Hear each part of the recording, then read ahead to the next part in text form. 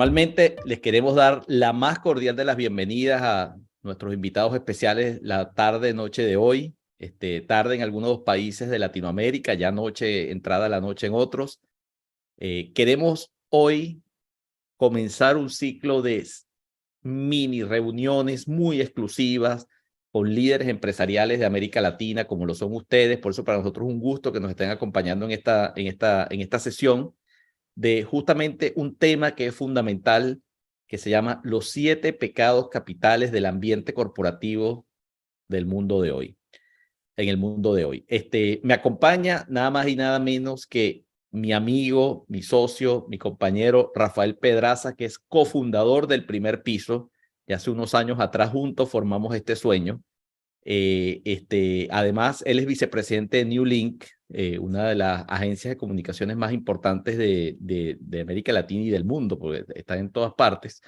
Y fue, y corrígeme, Rafael, gerente general de Burson Marsteller, la agencia de comunicaciones. Fue vicepresidente regional o director regional, director vicepresidente regional para Diageo en Latam, gerente general de Industrias Pampero, entre otras posiciones, ¿no? Rafa, te voy cediendo el honor de comenzar ya esta reunión y bueno, estoy con muchas ansias de ver lo que se trae hoy. Bueno, gracias. Lo que vamos a ver de alguna manera es una experiencia recogida en los últimos 15 años, ¿no? Yo tengo la ventaja de ser un hombre maduro y ya con 40 años en esto, pero en los últimos 15 años me di cuenta que el ambiente donde yo crecí, que es el ambiente gerencial, sobre todo de ese comité ejecutivo, como dijo Ramón, me ha tocado pertenecer a varios comités ejecutivos. ¿Y qué hacía a esos comités algo efectivo? Y los otros, o sea, lo que yo me di cuenta, o lo que me he estado dando cuenta, es que cuando un equipo gerencial empieza a pensar un poco más allá de lo transaccional o del resultado de negocio o del interés personal, como que se adormecen lo que estamos llamando hoy unos pecados capitales. Se adormecen cosas que tienen que ver con el ego, cosas que tienen que ver con los miedos, con los traumas, con los apegos, y que se presentan de manera muy fuerte en los comités ejecutivos. Porque quizás el insight que yo estoy ofreciendo hoy es que yo me he dado cuenta que muchas veces que una empresa dé un salto cualitativo o que salga de una crisis o que resuelva un asunto, vamos a decir, burning issue, un asunto realmente que pone presión bajo a la organización, es precisamente como abandonar esas posiciones personales y que se pongan en función de algo mayor, de un destino mayor.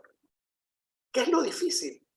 Porque las organizaciones cuando están en crisis es muy fácil, bueno, no es muy fácil enfrentar una crisis, pero como que dejar a un lado lo personal para algo mayor es más fácil. Cuando estamos también de repente haciendo un trabajo que sabemos que va a ser, que va a cambiar el paisaje de los negocios también.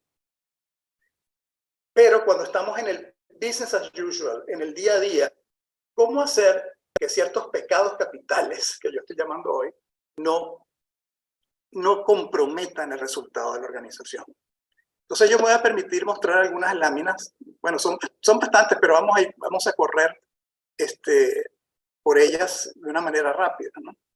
Entonces, como ustedes saben, los pecados capitales son esta lista de vicios, ¿no?, que se remontan a la Edad Media y que en aquel momento se hablaba de que dificultaban o ponían en peligro la relación de las personas con Dios, que era lo más importante en ese momento. Cuando yo me estoy refiriendo hoy en día a pecados capitales, estoy hablando del ambiente de negocios, estoy hablando de lo que se considera peligroso, pero para la sustentabilidad de la empresa, o para restituir el sistema si estamos en crisis, o para superar, o para dar un salto cualitativo en la organización.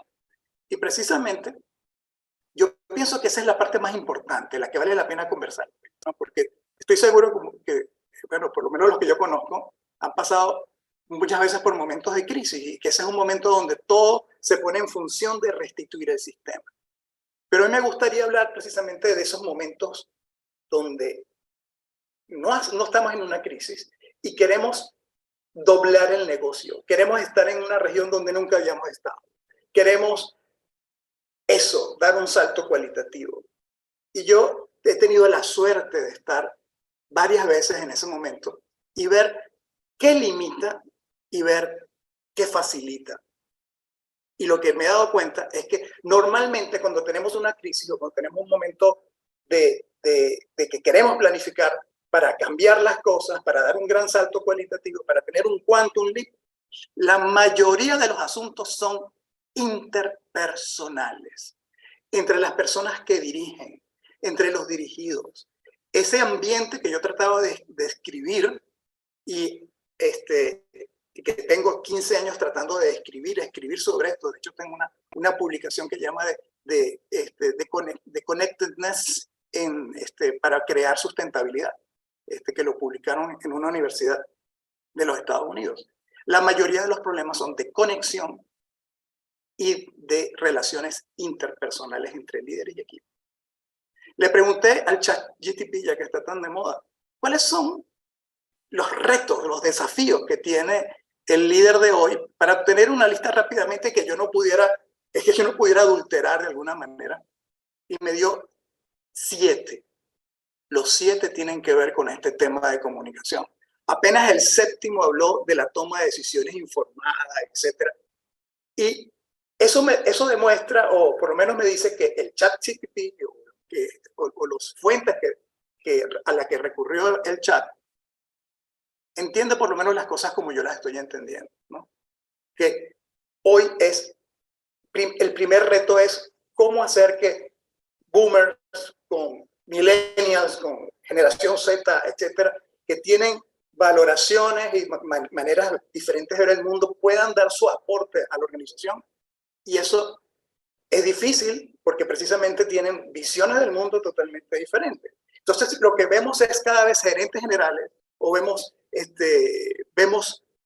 comités ejecutivos o de dirección que les es difícil mantener a las personas en su trabajo, que les es difícil venderles su visión de los asuntos y la misión, porque cada vez son menos transaccionales, cada vez están buscando algo más trascendental, algo más que tenga que ver con el significado de su vida. Y eso me llevó a la segunda que estaba hablando de ChatGPT, que es comunicación efectiva. Ya si me quedo simplemente hablando del negocio, no es suficiente. Es una manera sencilla de decirlo. Pero normalmente las conversaciones que tenemos adentro es precisamente que tenemos un plan, tenemos una estrategia inclusive que todos compartimos, que todos firmamos, y si todos firmamos esa estrategia, y si todos estamos de acuerdo, esos son los objetivos, y entonces ¿por qué no nos entendemos? ¿Por qué nos cuesta tanto arrancar? ¿Por qué se nos atrasa el proyecto? Por relaciones interpersonales. La gestión del cambio. Sabemos podemos determinar mediante ejercicios de estrategia, contratando consultores, etcétera, cuál es el grado de cambio que queremos, hacia dónde queremos ir. Pero ¿quién va a hacer el cambio? Las personas. Las personas son las que tienen que cambiar. Para mí, cada día me doy cuenta que podemos tener una idea clara de lo que queremos hacer, pero por alguna razón no la hacemos. Y normalmente es por estos pecados capitales que voy a hablar más adelante. Lo otro es, cada vez es más difícil también, vamos a decir, guardar una afinidad dentro de la organización. Cuando todos estamos detrás de lo mismo, tenemos la misma formación, etcétera, quizás es más fácil, pero ahí no hay movilidad, entonces tiene otros problemas. Entonces, para poder hacer algo con vamos a decir, en ese ambiente diverso y de diferentes generaciones y diferentes intereses, hay que construir relación. Y muchas veces, una frase que yo escucho cada rato es, yo no vine a ser amigos. Y es verdad, pues quizás no viniste a ser amigos, pero sí a tener algún tipo de afinidad, algún tipo de relación que nos dé, porque la afinidad lo que define, y esto también es lo que he estado investigando y lo que he llegado a la conclusión, es que la afinidad es lo único que realmente te da afinidad. Si yo le escribo a Ramón, yo espero que él me responda rápidamente porque nos conocemos, tenemos afinidad. Y bueno, hasta nos dimos un break de varios años en el primer piso y hoy estamos aquí de nuevo. Y lo otro, quinto, manejo de conflictos. Y entonces, el único ambiente real del manejo de conflictos no es la negociación solamente, sino es la comunicación interpersonal, ¿no? Desarrollo de talento, también cómo atraemos a esa diversidad, toma de decisiones. Eso nos dice el ChatGPT y me dio 7 de hecho, 6 son completamente dedicados a las comunicaciones.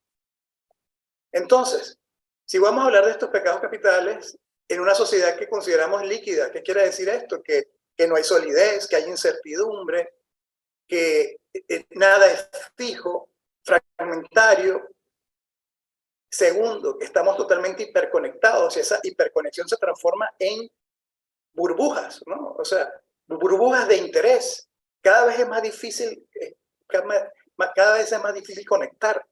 Entonces, para nosotros, los pecados que más se cometen son de comunicación y de cómo manejamos nuestro liderazgo.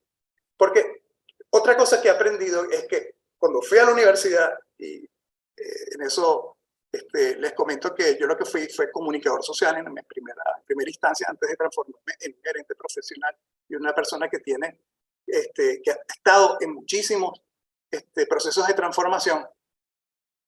Es que la comunicación que me enseñaron en los 90, en los 80 y que experimentamos e investigamos en los años subsiguientes, que era informar a las personas, influir en las personas, persuadir, convencer, esos paradigmas ya no funcionan porque nadie quiere ser persuadido. Todo el mundo tiene una idea y no importa inclusive si esa idea es incorrecta, con tal y que vaya con mis creencias o con lo que yo siento. Entonces ya además que en las redes sociales encuentro montones de personas que lo corroboran, que te dicen sí es así, sea pro vacunas o antivacunas, pro vida o antivida, sea cualquiera de estos polos, tribalizaciones que tenemos, vas a encontrar quien te la sustente, vas a encontrar quien te la apoye, vas a encontrar quien te la celebre, quien te la corrobore. Entonces, ¿cuál es la principal característica de la comunicación hoy en día? Algo que decía un profesor que estudiamos en la época de la universidad y que hoy en día tiene una evidencia enorme, ¿no? En aquel tiempo no le ponían mucha atención en la universidad, estaban metidos en otros paradigmas, pero este señor, un español, médico, que precisamente como la escuela de Palo Alto también se metió a estudiar las patologías de la comunicación y se dio cuenta o hizo esta declaración en 2 libros, en un libro que Ramón dice que tiene en su casa, que es La incomunicación humana, pero yo lo tengo o lo leí de la teoría de los sentimientos. Dice lo mismo en ambos libros con pequeñas diferencias, ¿no? En el primer libro decía sobre un sentido lato, podemos decir que la incomunicación es la principal característica de la comunicación. Pero en este libro, la teoría de los sentimientos la completa y dice, podríamos decir que la incomunicación es la principal característica de la comunicación humana y que la comunicación solo se produce en la medida que se lucha contra ella, que se lucha contra la comunicación. O sea, que la comunicación de alguna manera siempre tiene el germen de la incomunicación. Que lo que nos parece intuitivo, lo que nos parece lo que debemos hacer, lo que debemos decir, muchas veces para poder hacer una buena comunicación tenemos que ir en contra de esa sensación, tenemos que ir en contra de ese impulso, tenemos que ir en contra de ese sentimiento. Tenemos que luchar contra ella, es lo que dice. Y por eso empezamos con nuestra declaración de que lo importante es la dimensión interpersonal, que es allí donde encontramos las principales dificultades para que una organización fluya, para que una organización cumpla, para que una organización haga lo que tiene que hacer. Y entonces, por eso es que he querido hacer un zoom in a las diferentes cosas o diferentes pecados que yo he encontrado que normalmente se presentan en este tipo de relación que es interpersonal. Entonces, es simplemente más que hablar y transmitir. La lucha es ir en contra de esos pecados capitales que impiden la conexión, porque lo otro es que siempre queremos tener escenarios confrontacionales. Mi opinión contra tu opinión, mi percepción contra tu percepción, tu creencia versus mi creencia. Y la gente puede ser que por poder diga, sí, bueno, vamos a hacerlo, pero no están convencidos, no están alineados. Estar de acuerdo hoy en día no es suficiente para dar un salto cualitativo, para salir de una crisis o para inclusive trabajar un asunto. Entonces, por eso es que nosotros pensamos que en la comunicación no es la parte formal, no es la parte funcional, no solamente la forma, sino que también hay un fondo que tenemos que conocer, que normalmente es un fondo que viene de la parte muy personal. Entonces, ¿qué se hace hoy en día? Las organizaciones están conscientes de esto, no es que estamos descubriendo el agua tibia, no, por supuesto. Yo tengo muchos clientes ahorita grandes, pues, de 17,000 personas, etcétera, 8,000 personas. Tengo una minera que se llama Nexa, tengo un grupo de franquicias que se llama Delosi, y estamos trabajando precisamente comunicaciones con ellos del liderazgo y también de la organización internamente. Y que ahí, por supuesto, hay procesos de información, se ha diseñado una cultura, se entrena, ¿verdad? Y eso es la parte formal. Yo digo, esa es la parte de alineación, es la parte donde qué queremos lograr y entonces lo diseñamos, buscamos cuáles son las capacidades que deberían tener esa cultura y cuáles son los valores que deberían tener esa cultura. Y entonces entre las mejores organizaciones entrenan, porque la mayoría lo único que hace es hablar. Pero las mejores se empiezan a entrenar en esas capacidades y empiezan a evaluar en base a esas capacidades. Y que normalmente también llegan inclusive a ponerle un peso específico, 30% al liderazgo, y que no solamente hablamos de los resultados. O puedes obtener los resultados y si no tienes ese 30, 20, 10% de liderazgo, pues puedes bajar tu evaluación o tu valía dentro de la organización. ¿Qué más se hace hoy en día? Algo que cada vez se escucha más, las habilidades blandas, ¿no? Vemos, y espero no sonarles como autoayuda, ¿no? Pero las habilidades blandas sí son muy importantes porque es escuchar, cómo tratar con un personal que no está contento, cómo evaluar, cómo hacer compromisos. Todas esas herramientas yo pienso que son muy importantes, ¿no? Y de alguna manera, cómo evaluar a las personas, cómo medir ciertas cosas, etcétera. Todo ese tipo de gestión es importante, habilidades blandas. Pero lo que realmente deberíamos estar hablando en las organizaciones es cómo ser más inteligentes emocionalmente.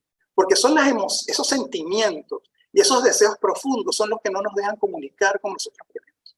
Entonces, yo lo que estoy agregando aquí es análisis reflexivo del propio impacto, porque el problema es que el paradigma que manejamos muchas veces en la parte interpersonal es yo quiero persuadir, yo quiero convencer, yo quiero decir algo, pero realmente la persona que va a dar un salto cualitativo tiene que reflexionar en su propio impacto. Siempre recuerdo en una oportunidad que un compañero director de la parte de venta, de comercial, un día yo sentado en mi oficina llegó y se sentó asustado, bueno, alborotado, vamos a decir, inquieto. Y me dijo, Rafael, ¿qué te pasa? Y le digo, ¿qué pasa? No pasa nada. ¿Por qué estás así? ¿Qué pasó? Dice, mira, porque tú no lo sabes, pero como tú llegas a la oficina, entras todos los días, saludas a todo el mundo, te ríes con Julia, vas donde Margarita y le dices algo, pasas, le tocas en la puerta a Bardinet, y hoy pasaste directo a tu oficina con mala cara, apesumbrado. Y tú sabes lo que está diciendo la gente allá abajo, de que nos van a cerrar. Bueno, estábamos hablando de momentos muy difíciles para el país, Venezuela, en ese momento, pero yo no me he dado cuenta de mi impacto, ¿no? Que la persona que maneja las relaciones con el Estado, y que si esa persona tiene mala cara, algo puede estar pasando, algo puede ser, algo, y yo no estaba pendiente de mi propio impacto. No lo podemos dejar al azar, ¿no? Entonces, la invitación es autoevaluarse, ser consciente de ese impacto que estamos hablando, autocontrol, ser capaz de controlar las emociones y reacciones, porque hasta vamos a decir, una persona con padecimientos patológicos, con un psicópata que supuestamente no tiene emociones. ¿Cuándo lo agarra la policía? Cuando la policía logra tocar un botón de sus emociones y sale de su plan.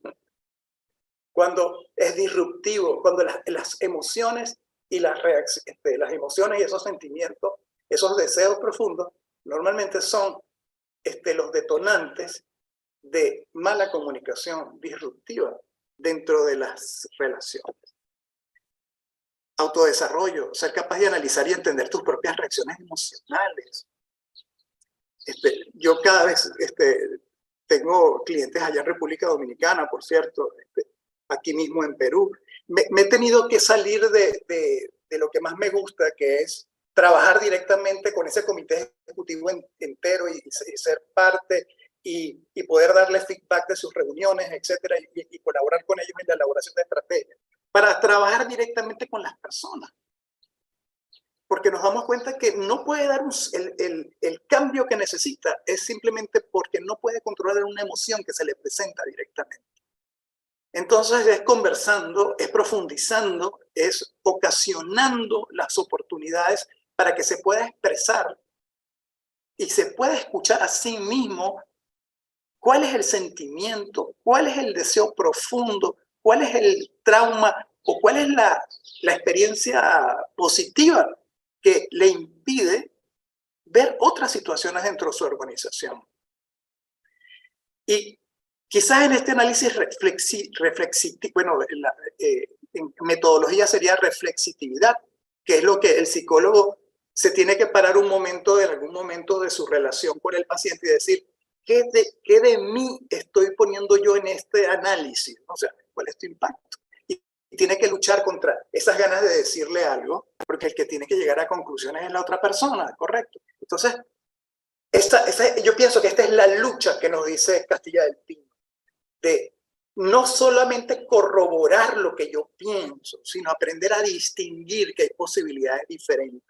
Porque no poder distinguir, el cerebro humano 75%, esa es mi experiencia, se dedica a corroborar lo que piensa, inclusive a decirse a sí mismo ante cualquier perspectiva diferente algo está mal en esta perspectiva, cuando realmente uno tendría que decir, esa sería la lucha sería, ¿qué puedo distinguir diferente? ¿Qué puedo distinguir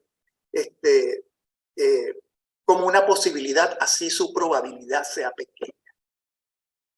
Y lo otro es analizar tus emociones, porque cuando tenemos ese tipo de emociones,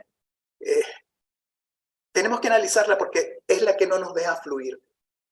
Voy a poner un ejemplo personal en este sentido, que es, como todas las personas, quizás yo siempre sentí que yo tenía una mala relación con mi madre o que ella tenía un impacto sobre mí muy abultado. Mientras yo no era protagonista de mi vida, yo me sentía de repente víctima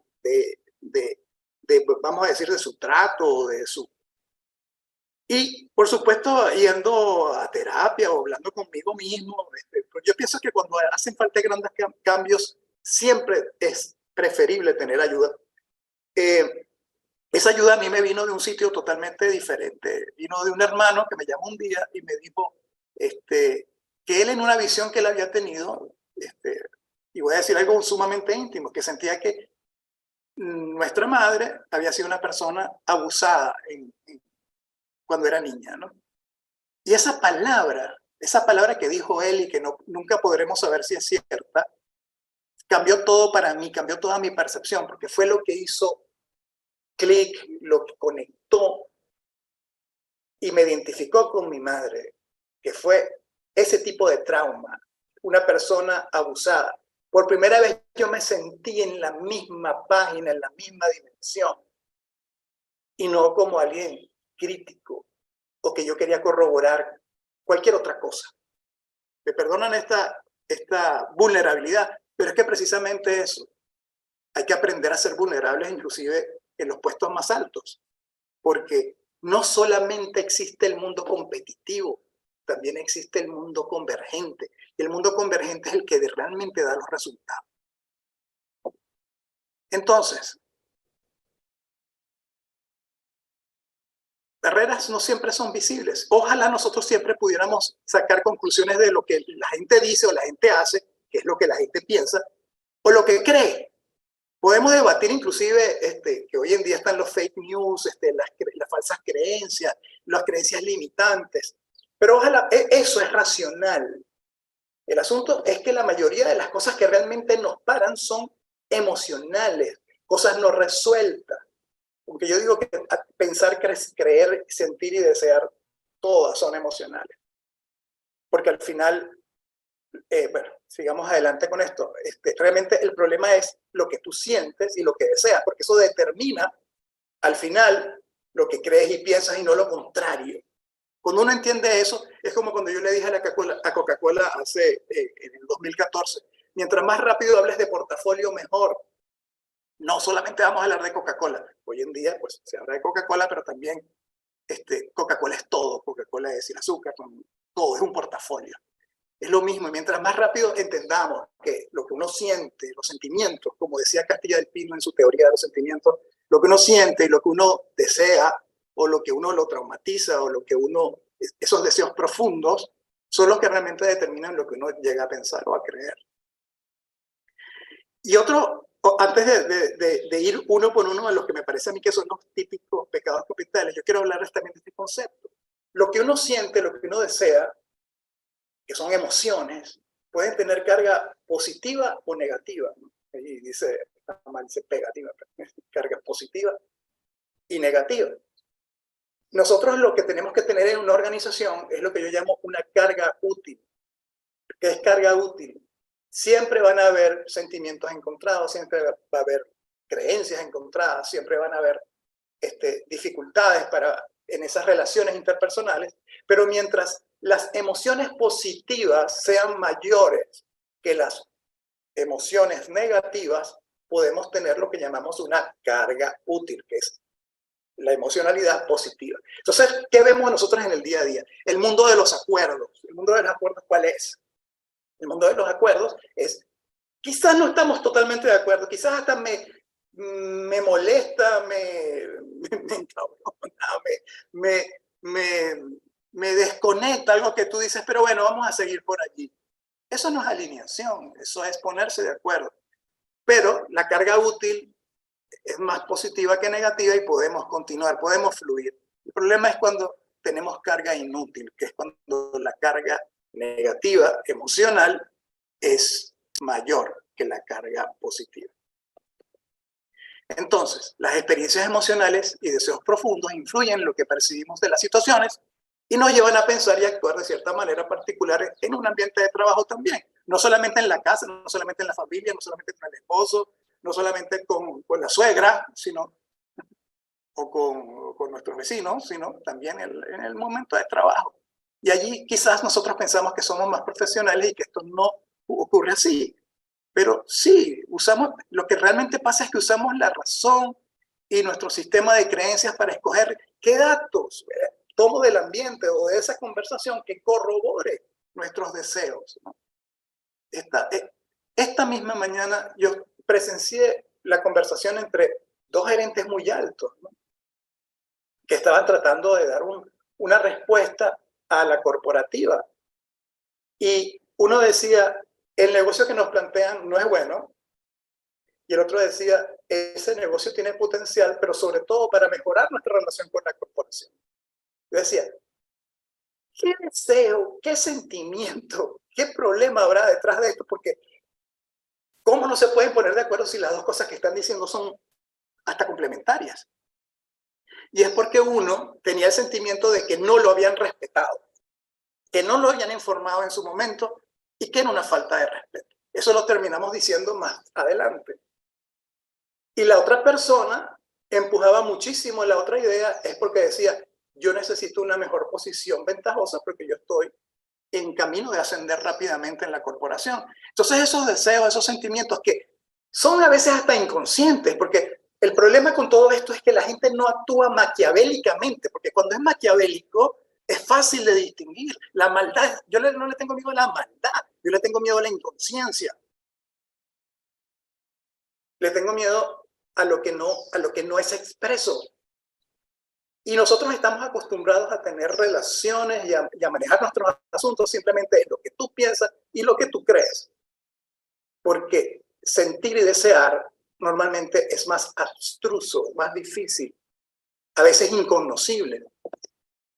Pero es lo que más afecta a las dos cosas que a mí me parecen más importantes en una organización, para fluir, para crecer, para dar saltos cualitativos, que es actuar como uno solo, que es estar alineado y tener ese engagement positivo. Y ese engagement positivo es uno que tiene una mayoría de carga útil. Esa carga útil, si nosotros, por ejemplo, podemos llegar a medir que una organización está 80% con la estrategia, emocionalmente, con el propósito de la organización y están motivados personalmente, ese engagement lleva a lo extraordinario siempre y cuando esté por encima del 80%.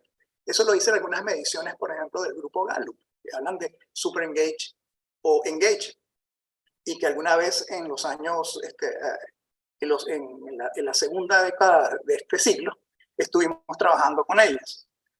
Pero al final, por eso es que yo siempre digo a mis clientes, como dicen, porque siempre a mí me toca estos momentos de planeación, porque precisamente tengo ahorita dos especialidades, que es la estrategia y la transformación. Y yo siempre digo, lo que realmente se va a hacer es lo que esté en el corazón del CEO o del grupo directivo. Porque precisamente, y siempre me gusta poner el ejemplo bueno, lo puedo decir porque la que era mi jefe directo en Diageo, que era el presidente de la región, Randy Millian, él me dijo una vez que él quería hacer un programa de educación importante para dejar un legado, ¿no? Y yo le dije, bueno, perfecto. Me puse a diseñar con el resto del equipo y dijimos, bueno, mira, esto es algo que debe costar más o menos $9 millones hacer un gran proyecto de educación que sea significativo dentro de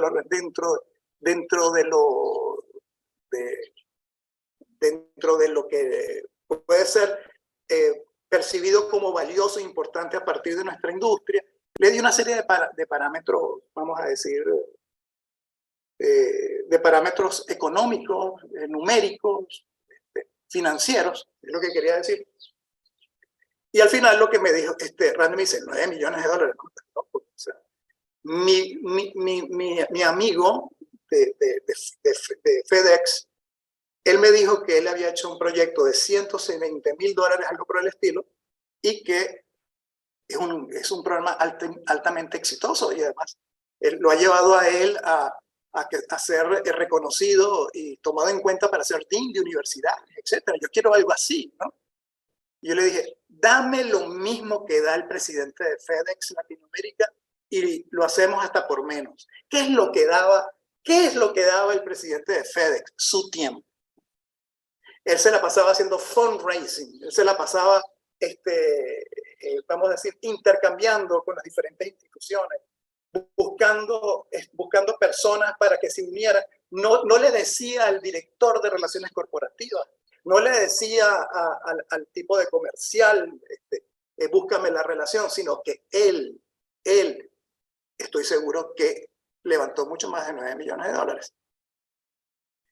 Entonces, para empezar esta perolata larga que a mí me emociona y me disculpan, yo les voy a decir cuáles son las cosas que realmente yo veo como perniciosas dentro de las relaciones. Y le puse nombres duros para que se reconozcan, no se olviden, ¿no? O sea, quizás el primero y el más importante es lo que yo llamo la racionalización narcisista. Cuando de alguna manera tú tomas de la realidad diversos, vamos a decir, elementos ciertos, pero solamente para apoyar algo que quiere tu ego. Podría construir cualquiera de los cuentos que he dicho hasta ahora de esa manera. Y con esto quiero decir es que todos de alguna manera tomamos a veces decisiones simplemente para complacer nuestro ego. Y esto todo lo podemos hacer. Pero esto es altamente tóxico dentro de una relación de trabajo. Yo me he dado cuenta que, por ejemplo, trabajé con una empresa alemana, que es como buena empresa alemana, es matricial, es con silos, etc. Y precisamente cuando fui a su primer comité ejecutivo en México, me di cuenta que era un desfile de egos, ¿no? Y todo el mundo trataba de racionalizar hacia dónde debía ir a la organización a través de una muy particular interpretación del asunto. Cuando me di cuenta que ese era el ambiente, nos dedicamos a que las personas pensaran no solamente en el ambiente de negocios, sino que pensaran cuál era el legado que querían dejar para Latinoamérica. Y una de las cosas que me di cuenta, empezaron a reinterpretar el recién escrito propósito de la organización, que era algo así como crecer con bienestar o algo así. Y ese crecer con bienestar lo empezaron a analizar de qué significaba para ellos y para Latinoamérica. Y se embarcaron en un destino nuevo, que era que a pesar de que Latinoamérica para esa organización eran como 50 empresas diferentes, con 50 diferentes culturas, en silos de diferentes tipos de negocios, empezaron a pensar como uno solo por primera vez. El presidente de ese comité ejecutivo hoy en día está sentado en el comité ejecutivo de la empresa en Alemania. Y fue porque precisamente dejaron de racionalizar de esa manera narcisista que estoy diciendo y empezaron a pensar más bien en un propósito. Lo otro es apego a tu manera. Y este es un pecado capital, definitivamente, sobre todo cuando estamos hablando de estos personajes, bueno, así como yo, senior, 60 plus, ¿no? Que han llegado a éxito, pues, lo que ellos consideran éxito, etcétera, por hacer de cierta manera, ¿no? Y ese apego a la manera es lo que mata la distinción y es lo que de alguna manera le da un impulso muy importante, la corroboración. Y si nosotros queremos dar un salto cualitativo, un quantum leap, queremos salir de una crisis, tenemos que distinguir algo nuevo. Tenemos que ver que no es mi posición, no es tu posición, puede ser otra enmarcada en un resultado, lo que llaman un higher level outcome, ¿no? Y el highest level outcome normalmente es el propósito compartido, o como decía Porter antes, el valor compartido, que hoy en día, pues, no solamente hablamos de compartir valor, sino compartir destino, compartir propósito. Este es el más, vamos a decir, básico. No tengo tiempo.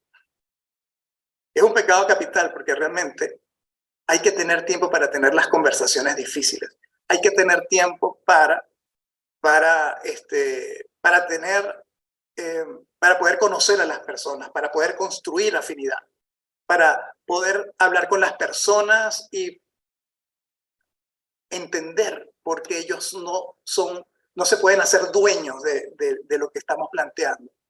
Y de repente pensar que podemos llegar a otro tipo de conceptos en los cuales podamos ser más afines. Pero la principal excusa que damos es no tengo tiempo. Yo siempre recuerdo a uno de los haces de ventas de Diageo, un maravino de la ciudad de Maracaibo, que cuando empezamos a hacer este tipo de encuentros y a ponerle tiempo a tener esas conversaciones difíciles, decía, ¿y cuándo voy a mover las cajas? ¿Cuándo voy a mover las cajas si me la paso aquí metido hablando tonterías? Lo cierto es que ese tiempo que le dedicamos nos llevó a una alineación diferente y logramos triplicar el negocio en año y medio, cuando inclusive nos quitaron líneas de negocio completa y teníamos un problema de inflación importante y sobre todo de repatriación de capitales. Todo eso encontró en la alineación y en la parte innovativa, encontramos soluciones que nos puso en ese mood que yo llamo propositivo, que estamos buscando un destino. Eso es lo que realmente adormece los pecados capitales. El más sencillo de que todos lo reconocemos, el miedo a lo desconocido. ¿Cómo vamos a distinguir cosas nuevas si les tenemos miedo? ¿Cómo vamos a ir en contra de lo que ha sido nuestra carta de éxito? El miedo a lo desconocido es fácil, pero lo tenemos todos en algún momento. Otra es el chisme, ¿no? El rumor dirigido. Es otro pecado capital porque es el principal saboteador y que llena de carga negativa las emociones de la organización. Porque mientras estamos hablando de asuntos está bien, pero cuando empezamos a hablar ya de cosas personal, empieza la carga negativa a subir. Y entonces no tenemos carga útil para avanzar. No tenemos carga útil para avanzar. Otro, la gobernanza personalizada. ¿Qué es? La gobernanza personalizada es cuando nosotros tenemos como el mazo para una cosa, pero tenemos la gentileza para otra. La gobernanza personalizada, el principal asunto que atañe es que la palabra del CEO o la palabra del directivo siempre está en duda porque no tiene un criterio consistente, constante para lo que decide. O si es con alguien que le agrada, ¿no? Inclusive es capaz de poner una especie de discriminación positiva. Entonces, gobernanza personalizada es cuando, por ejemplo, nosotros también logramos, vamos a decir, es cumplir tu palabra. Entonces, si todo el mundo tiene la expectativa, por ejemplo, de que, no sé, vamos a hacer una reforma, si tenemos tales resultados, vamos a tener tal compensación, o si simplemente viene el 1 de mayo y deberíamos cumplir cualquiera de los ritos que se cumple el 1 de mayo, desde poner medallas, reconocimiento, subir los sueldos, todo este tipo de cosas, y no se cumple, se toma como gobernanza personalizada. Y esa gobernanza personalizada lo que hace es desconectar. Y el último para mí, de estos 7 pecados capitales, es la empatía selectiva, que es cuando, que es algo que está muy de moda también, que son los llamados nepos, que es cuando empezamos a poner, como vivimos en una sociedad tan, vamos a decir, tan fragmentada, donde hay tantas diferencias culturales, de objetivos, de maneras de pensar, de maneras de creer, que entonces empiezo a llenar la organización de gente que piensa como yo. Y entonces se crean las propias tribus, se crean las propias diferencias, ¿no? Es, vamos a decir, el principio de la mayor fragmentación. Y entonces yo empiezo a favorecer a gente que de alguna manera es como yo, o son familiares, o son amigos, o son gente con las cuales yo siento una mayor afinidad. También hoy en día, inclusive por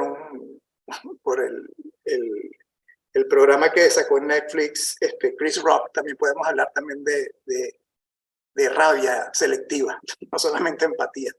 Pero también puede ser que entonces en la organización nos dediquemos a ser selectivos en quién aplicamos nuestros peores sentimientos y deseos.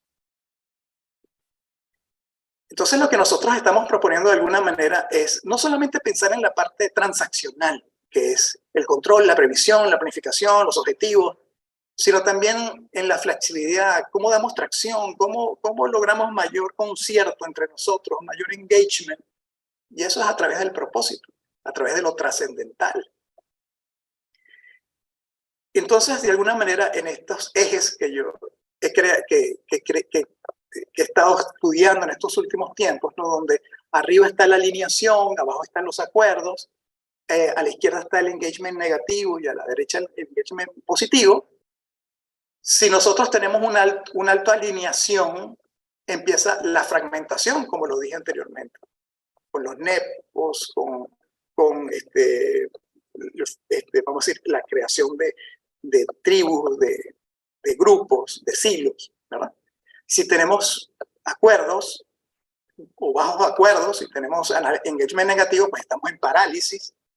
Y si tenemos muchos acuerdos y tenemos engagement positivo, es lo que yo llamo business as usual. Estamos buscando las oportunidades del mercado. Nosotros, si queremos hacer un salto cualitativo, tenemos que crear alta alineación con engagement positivo para buscar nuevas posibilidades del mercado. Los mercados son muy cambiantes, son líquidos, son inciertos, entonces necesitamos siempre nuevas posibilidades. Y si nosotros no hablamos solamente de lo transaccional, que es lo que tengo de este lado, sino lo trascendental, o sea, trascendental arriba, transaccional abajo, carga inútil a la izquierda, carga útil a la derecha, yo lo que estoy buscando es esa capacidad, eso que adormece los pecados capitales, que es estar impulsado por algo que va más allá de mis intereses particulares. Crear ese momento donde, como cuando me tocó lanzar Radio Caracas Radio, allá había unos egos impresionantes, ¿no? Estaba el gerente general de la organización, estaba yo, que también era un ego tremendo, que era el gerente de desarrollo, estaba la persona al aire, pero llegó un momento que salimos de la parálisis diciendo tenemos que salir el 31 y queremos salir con tales calidades, empezamos a buscar los mejores ejemplos, todo se hizo impulsado por un propósito. Y entonces se hizo trascendental. Ese es el momento que nosotros tenemos que buscar dentro de las organizaciones. Y el reto es cómo lo creamos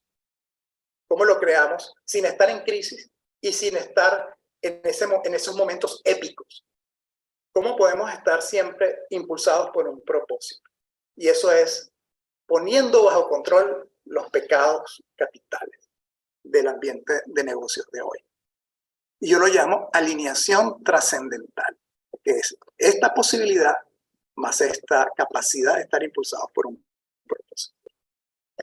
Es ir detrás de las oportunidades del mercado en lo transaccional, porque estamos en un negocio, pero también pensar en posibilidades que nos conecten a todos, porque ¿cuál es el resultado del pecado capital o de entrar en esos pecados capitales? Es la desconexión. La desconexión. Y esa desconexión nos paraliza, nos ralentiza, nos perjudica. Tenemos que buscar esa elevación de lo transaccional o lo trascendental, y es no solamente alinearse a través de una estrategia, porque si lo racional fuera lo más importante, la estrategia lo solucionaría todo, es escrito. Te consigues a McKinsey y haces tu estrategia y listo, ya estamos alineados. No, eso no pasa. No es solamente decir cuál debe ser la cultura y cuáles son las capacidades, ni solamente entrenarlas, sino que tenemos que tomar conciencia de nuestro propio impacto. Y entender el ambiente de negocios y sus oportunidades es transaccional, pero lo trascendental es comprometerse con ese propósito que dé trascendencia al esfuerzo que hacemos juntos, ¿no? Modelar o sea, ¿cuál es tu impacto? Modelar esas relaciones interpersonales. Quien renuncia al modelismo renuncia a su mayor herramienta de influencia. Porque yo lo que me doy cuenta es que cuando la gente cambia, su alrededor cambia. En cambio, yo les puedo decir misa, les puedo decir lo que sea, y no ocurren los cambios. Pero cuando yo los modelo, como dicen por allí, de manera coloquial, el universo se confabula a tu favor.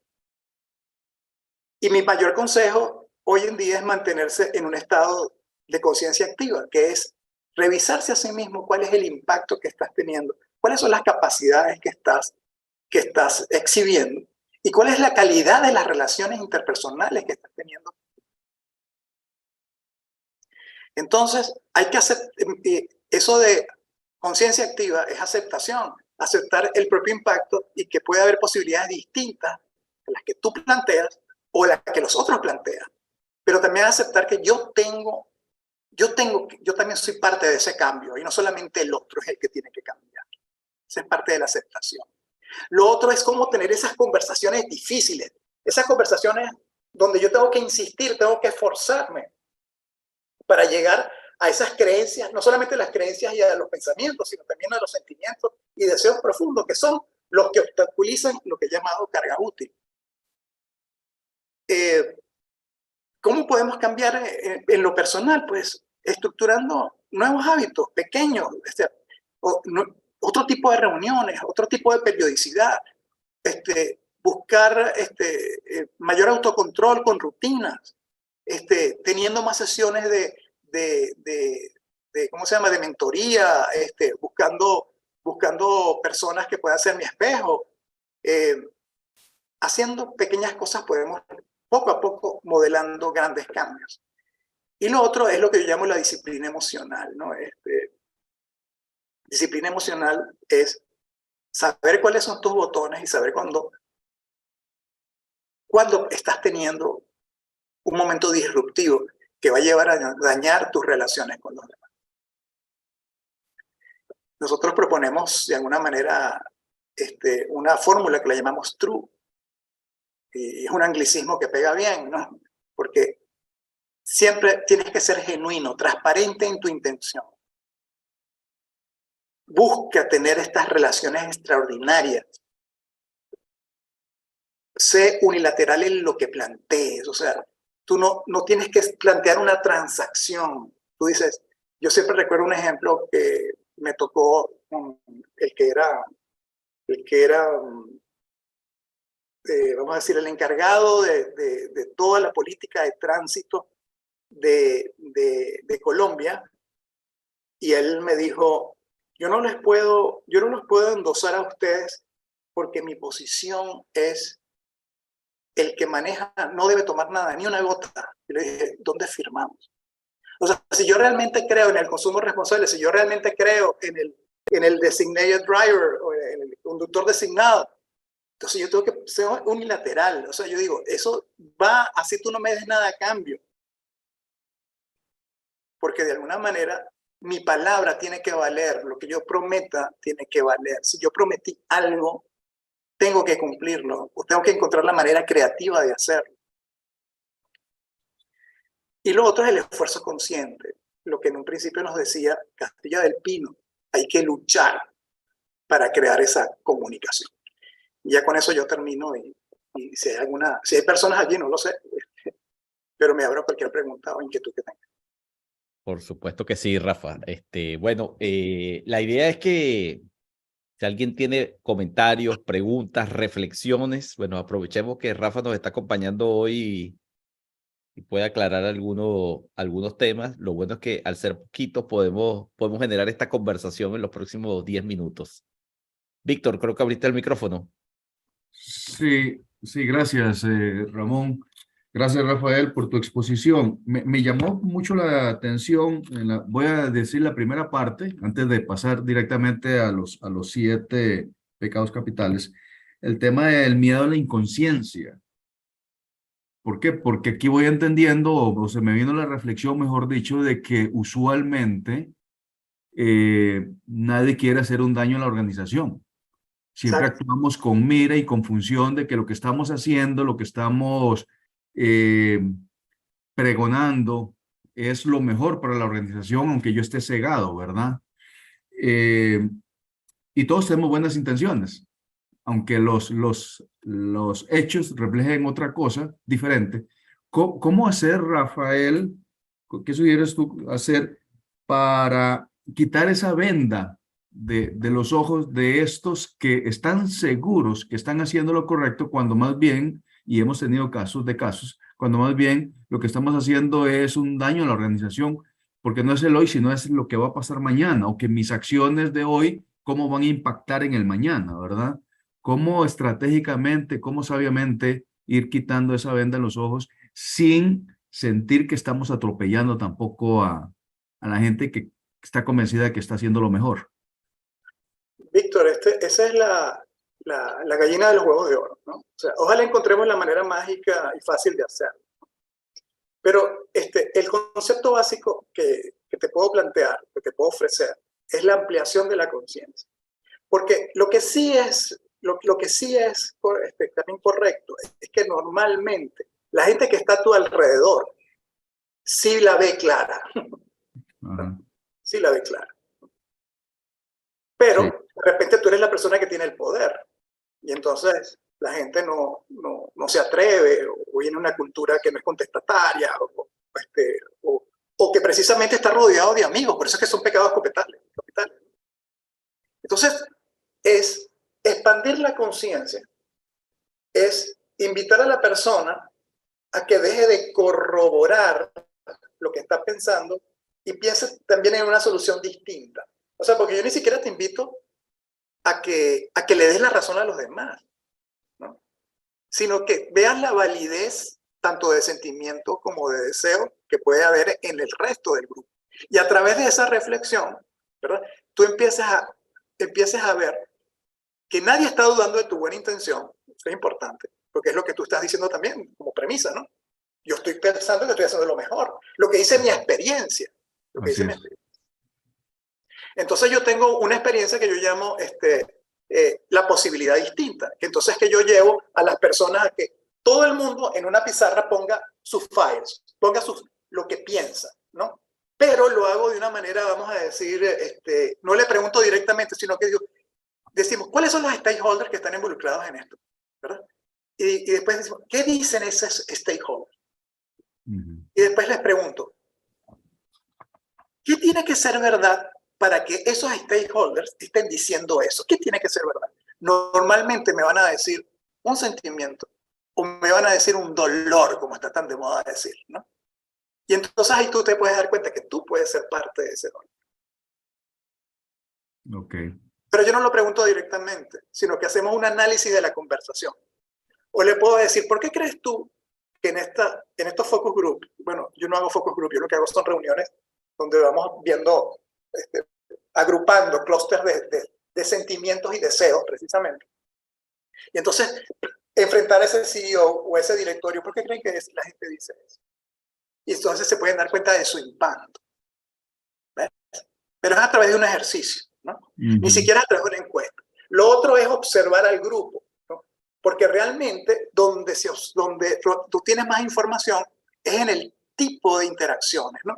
Porque, por ejemplo, lo que es natural, una vez yo reunía a un par de personas de un comité ejecutivo que, bueno, que si ellos no se ponían de acuerdo no podemos salir adelante, ¿no? La típica, ¿no? Los operativos versus los innovadores, ¿no? Los transformación digital versus los que se quieren mantener como están. Cuando realmente uno de los dos es tan innovador ni el otro tan tradicional, sino que tienen problemas entre ellos. Entonces, en esa conversación que yo pude ser un tercero, ¿verdad? Yo les pude decir algunas acotaciones. Por ejemplo, no se están escuchando, todo el mundo está diciendo solamente lo que piensa y nadie está haciendo el esfuerzo. Esa última parte del true, ¿no? Nadie está esforzándose por escuchar diferente. Nadie se está esforzando por causar algo diferente. ¿Y qué es lo que quieres causar? Quieres causar alineación. ¿Cuál es la primera regla que yo pongo para la alineación? Ser alineable, porque todo el mundo piensa que todo el mundo se tiene que alinear conmigo, porque precisamente lo que tú dices, Víctor, es el meollo del pecado capital, que es que yo, porque tengo intención positiva, positive intent, yo no veo cuál es mi impacto. Sí, ni tampoco dedico ningún tiempo en corroborar que hay alguna posibilidad diferente. Entonces, por eso te digo, la única manera es expandir la conciencia. ¿Cómo se hace? A través de ejercicio. Y además que en la medida de que ese cambio o ese, vamos a decir, ese momento disruptivo sea más grande, más difícil es que lo logres tú solo. ¿Ves? Sí, sí. Claro, y aquí se necesita una dosis, hablando de emociones y demás, inteligencia, perdón, inteligencia emocional, una dosis de humildad, que hay que aterrizar un poquito, humildad para recibir, humildad para preguntar, humildad para atreverme a hacer esa radiografía. Claro, entonces ahí también hace falta hablar de las capacidades que tú has sembrado, ¿no? Yo tengo clientes, precisamente de Centroamérica, ¿no? ¿Cuál sería su principal problema? Es que son súper exitosos económicamente. pero todos sus problemas son de quién va a suceder, que si no me respetan, que si, y eso oculta, todo eso está oculto en una discusión, por ejemplo, de si vamos a ser una empresa financiera o si vamos a seguir siendo una operadora. Y esa discusión parece que con una planificación estratégica ya se pudiera saldar. Pero entonces, ¿por qué seguimos discutiendo de eso? Es porque un grupo se siente irrespetado y el otro grupo siente que los quieran dejar de lado. Sí. Ok. Pero eso es muy difícil de ver porque somos familia. Y a lo mejor yo no quiero decirle eso a mi papá. Sí. ¿Ves? Que ha sido presidente, hizo todo esto de la nada. Sí. ¿Ves? Entonces, ¿cómo llego yo ahí? Bueno, con mucho... o sea, yo te puedo decir, mira, esas son cosas que yo he visto en empresas Henkel, alemanas, Salvador, Honduras, que tú estás en Honduras a pesar de que eres tico, o PepsiCo también, o sea, PepsiCo, yo le digo a PepsiCo, por ejemplo, tú vas a seguir teniendo problemas con tu comunidad mientras para ti no sea valiosa la comunidad. Si para ti no es valioso, que es una lección de humildad, Víctor, por cierto. Mientras tú no piensas que la comunidad es valiosa para ti, ¿por qué la comunidad va a pensar que tú eres valioso para ellos? Porque les das cosas. Si yo le doy cosas es transaccional. El día que no me las des, sigue siendo tan poco valioso como antes. Entonces, esa es la manera, teniendo estas conversaciones y, por supuesto, ir creando la confianza para llegar y poder decir cada vez más, sí, honestamente, no más, siempre transparentemente, siempre auténticamente, pero cada vez puede ser más afín. Sí. O sea, mientras más afines seamos, tú vas a soportar más una verdad viniendo de una persona que sabes que te aprecia. Entonces, ¿qué es lo difícil de este nuevo tipo de asesoría, Víctor? Es que cada vez tenemos que ser más personales y no lo contrario. Así es. Gracias. Gracias, Rafael. Magnífico. José. Sí, gracias por la plática, Rafael, y a Ramón por la oportunidad. Han mencionado cosas interesantísimas. Yo quisiera nada más puntualizar dos elementos que me parecen fundamentales. El tema de las barreras invisibles o de lo invisible, ¿verdad? Que es lo que está más presente y que está muy alineado con todo lo que es ahora, aparte del pensamiento sistémico, el coaching sistémico o el coaching organizacional, ¿verdad? O sea, que realmente a nivel de la gente eso pesa más y es menos obvio que lo que conocemos como la parte objetiva tradicional de la parte transaccional. Y la otra parte, el cambio. Hace poco escribí un documento sobre la trampa del cambio y que el cambio realmente, Rafael, tiene que ser casualmente eso, persuasivo, convincente, participativo y casi que gentil, ¿verdad? Un profesor mío de maestría decía que forzar a alguien a hacer algo que no quiere es el equivalente a cuando se viola a una persona. Es realmente lo mismo, estás forzando a algo que no quiere, entonces hay una tensión tal que no hace que las cosas sean útiles o funcionales. Y me parece que ahí, para terminar con una pregunta, el reto es cómo gestar eso, ¿verdad? Con los líderes especialmente, porque el problema de lo que decías anteriormente es, ¿qué pasa cuando los resultados financieros siguen siendo muy buenos? Yo tengo casos de consultoría donde el líder es absolutamente tóxico para su gente y no se cambia porque los resultados están al 110% a nivel financiero. Entonces, ¿cuál es el reto, digamos, en ese tipo de líderes cuando la organización ve la situación, la observa y no toma decisiones por el buen resultado financiero? Es un reto, creo que, del día a día. Gracias, Rafael. Bueno, sí, quizás enfrentamos demasiado esa última posibilidad que tú pusiste sobre la mesa, que es el líder tóxico que tiene buen resultado, ¿no? Ahora, allí tienes que empezar con un análisis, empezar de otra manera vamos a decir, la expansión de la conciencia, ¿no? La expansión de la conciencia es ver los costos que tiene el montón de personas que se tienen que reemplazar cada año, o sea, la rotación. Porque allí si tienes un líder tóxico, vas a tener rotación. Inclusive si no se van, muchas veces me ha pasado en Centroamérica, por cierto, en Honduras, que se van quedando los que simplemente están de acuerdo contigo, ¿no? Y se te van gente que te hizo proyectos que te hicieron ganar mucho dinero, ¿no? Entonces tienes que buscar otros, ¿no? He visto también, entonces lo que quiero decir es, ellos tienen que empezar a hacer de alguna manera, a través de datos, ¿no? Que su toxicidad sí ha tenido resultados. Yo recuerdo que, por ejemplo, ya es más difícil, José. Tenemos un líder en una organización que, ¿cómo se llama? Que Ramón y yo trabajamos hace 30 años, que era una gran televisora que tenía periódico, bueno, un gran conglomerado en medio. Que era más difícil todavía porque había un personaje que donde lo ponían él era Midas, hacía dinero, ¿no? Pero cada vez que lo cambiaban de organización, esa organización caía, ¿no? Y entonces, ¿cuál era la explicación? Bueno, ya no está fulano, y entonces esa organización, el bueno es él, ¿no? Pero entonces cuando tú empiezas a decir, bueno sería si al cambiar hubiese alguien que lo hubiese reemplazado con esas capacidades, él hubiese sido un buen líder, ¿no? En primer punto. Y segundo punto, ¿por qué era más difícil todavía de verlo? Como tú hablabas de las cosas invisibles, Víctor. ¿Por qué era todavía más difícil? Porque además él era un tipo que tenía un trato excelente. Tú lo veías. Cuando pasaba, era hasta buen mozo. Cuando pasaba, la gente se desmayaba. O sea, las mujeres. Y además era simpático. Es el que te llegaba, hola, Víctor, hola, José, ¿cómo estás? Fulano, ¿cómo te va? Y se acordaba de tu nombre y todas esas cosas. Tú dices, oye, una maravilla. Pero era un tóxico, ¿sí? Porque no formaba a su gente. Entonces es más difícil de ver. Entonces tienes que... y lo otro es que tiene la única capacidad de modelismo que él tiene es ser él y ser tóxico.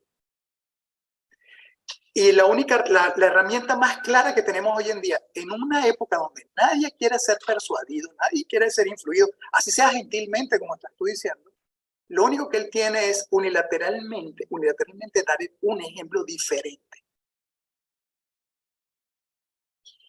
Porque cuando, si tú tienes una organización que a ti te llaman, no sé, te llaman los Schwarzeneggers, y los demás se llaman o sea, se tienen apodos, tienen tribus, lo único, alguien tiene que romper eso, y ese es el líder, ¿no?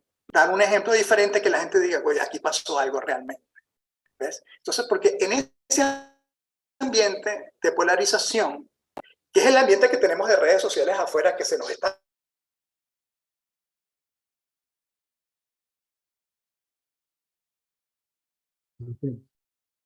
Perdimos la conexión. Yo soy igual. Perdimos la conexión. Ah, ok. Somos todos. Somos todos. Ok.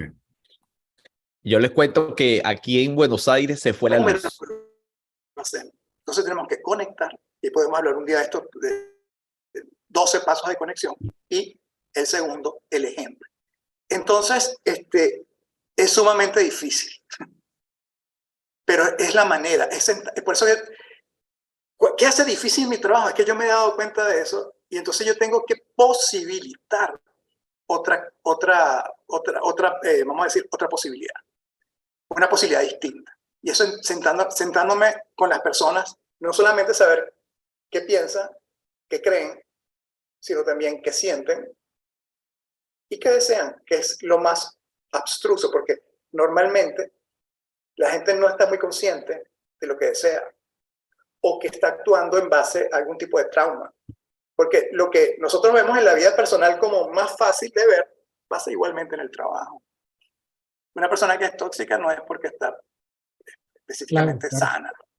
¿Te acuerdas de aquella famosa frase que decían, cuando uno entra al trabajo, los problemas de la casa se quedan afuera? Y realmente no hay nada más, más un mito que otra realidad, porque todo viene contigo, somos seres integrales y eso nunca se queda afuera. Así que excelente reflexión, Rafael, muchas gracias. Gracias por la pregunta, José. No sé si hay alguna otra consulta, algún comentario.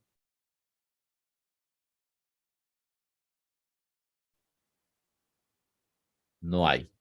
Bueno, de verdad, muchísimas gracias por habernos acompañado. Les cuento que acá en Buenos Aires se acaba de ir la luz. Estoy conectado desde el celular. Esas cosas pasan, ¿no? No solamente pasan en Venezuela, también pasan acá. A ver, también, ¿no? Bueno, muchísimas gracias, de verdad.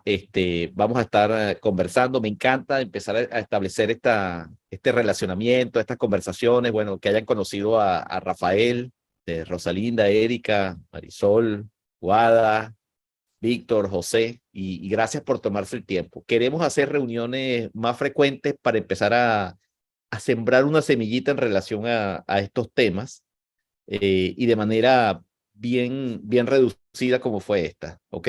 Muchísimas gracias y estamos completamente a la orden, ¿ok? Dale. Muchísimas gracias. Saludos. Pasen muy buenas